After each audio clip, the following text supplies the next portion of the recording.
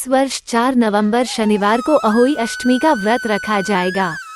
इस वीडियो में हम बताने वाले हैं कब है अहोई अष्टमी व्रत और कुछ खास पूजा के नियम और साथ ही शुभ मुहूर्त में कब होगी पूजा। इसके अलावा अष्टमी का पौराणिक महत्व और अष्टमी व्रत की पौराणिक कथा। तो शुरू करते हैं, कब है अहोई अष्टमी 2023।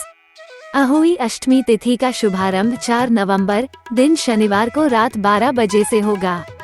वहीं इसका समापन 5 नवंबर दिन रविवार को रात 3:19 पर होगा।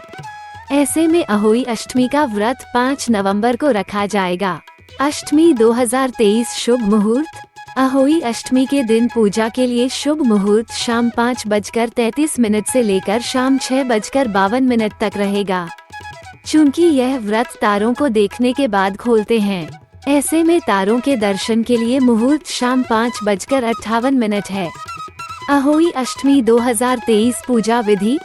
अहोई अष्टमी के दिन सुबह जल्दी उठकर स्नान करें, फिर निर्जल व्रत का संकल्प लें। इसके बाद अहोई माता का चित्र घर की साफ दीवार पर बनाएं या उनकी तस्वीर घर में स्थापित करें।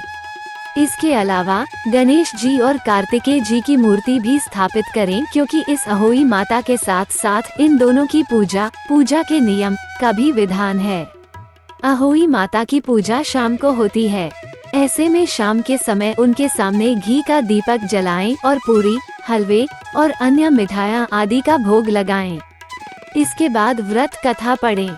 इसके बाद अंत में तारों को अर्घ्य देकर व्रत का पारण करें। अहोई अष्टमी 2023 महत्व।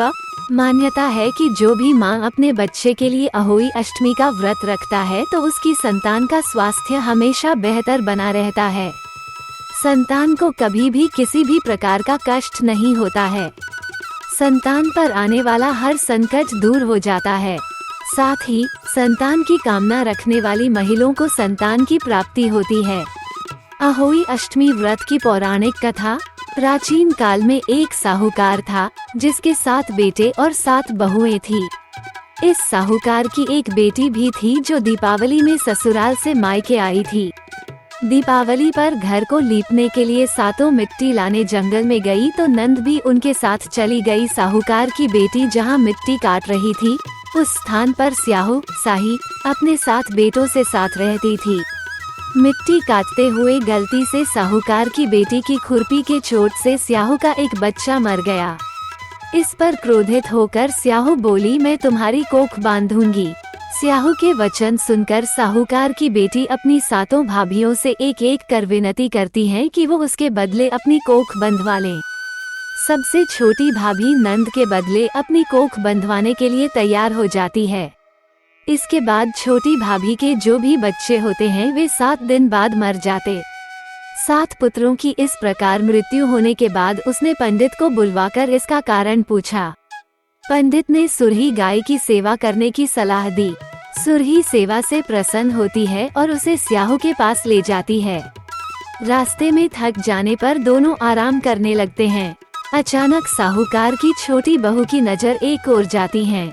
वह देखती है कि एक सांप गरुड़ पंखनी के बच्चे को डसने जा रहा है और वह सांप को मार देती है। इतने में गरुड़ पंखनी वहां आ जाती है और खून बिखरा हुआ देखकर उसे लगता है कि छोटी बहू ने उसके बच्चे को मार दिया है। इस पर वो छोटी बहू को चोंच मारना शुरू कर देती है। छोटी बहू इस पर कहती है कि उसने तो उसके बच्चे की जान बचाई है। गरुड़ पंखनी इस पर खुश होती है और सुरही सहित उन्हें स्याहू के पास पहुंचा देती है। वहां स्याहू छोटी बहू की सेवा से प्रसन्न होकर उसे 7 पुत्र और 7 बहू होने का आशीर्वाद है। स्याहू के आशीर्वाद से छोटी बहू का घर पुत्र और पुत्र वधुओं से हरा भरा हो जाता है। वीडियो अगर अच्छा लगे तो लाइक, शेयर और सब्सक्राइब अवश्य करें।